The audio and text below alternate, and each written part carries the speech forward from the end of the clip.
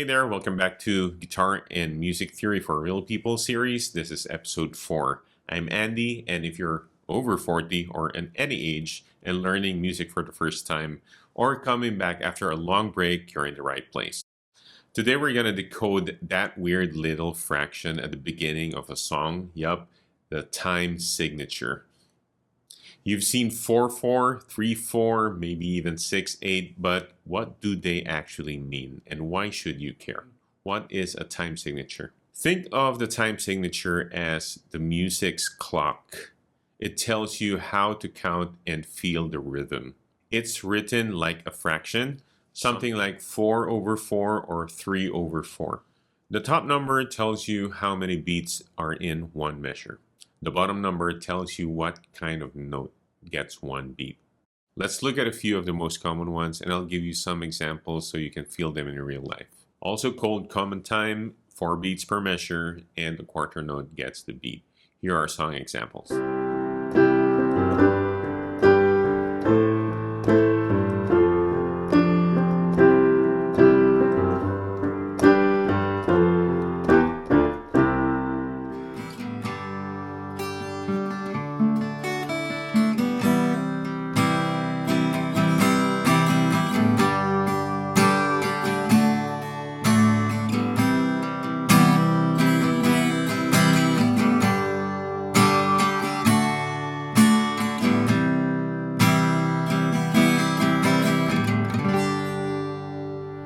You've probably been listening to this your whole life without knowing it.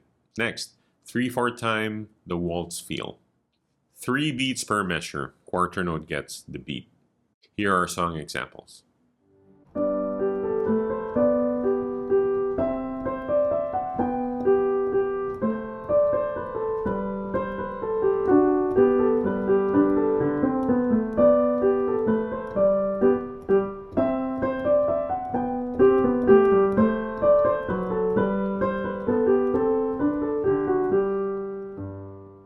So the count is 1, 2, 3, 1, 2, 3. Emphasize the first beat.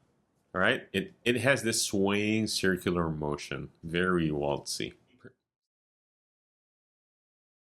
6 beats per measure, but grouped into twos. 1, 2, 3, 4, 5, 6. Here are song examples.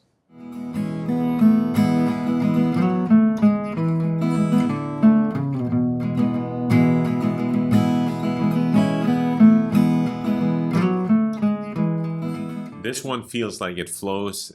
It's great for ballads and slow rock songs. When you understand time signatures, you don't just play the notes, you feel the pulse of the song.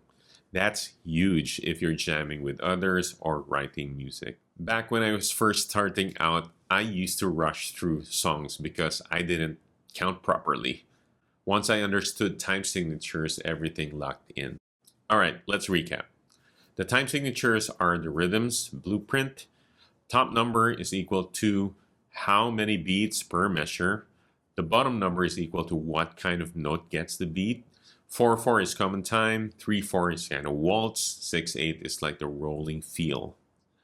Your challenge for this week is pick 3 songs you love and try to identify the time signature.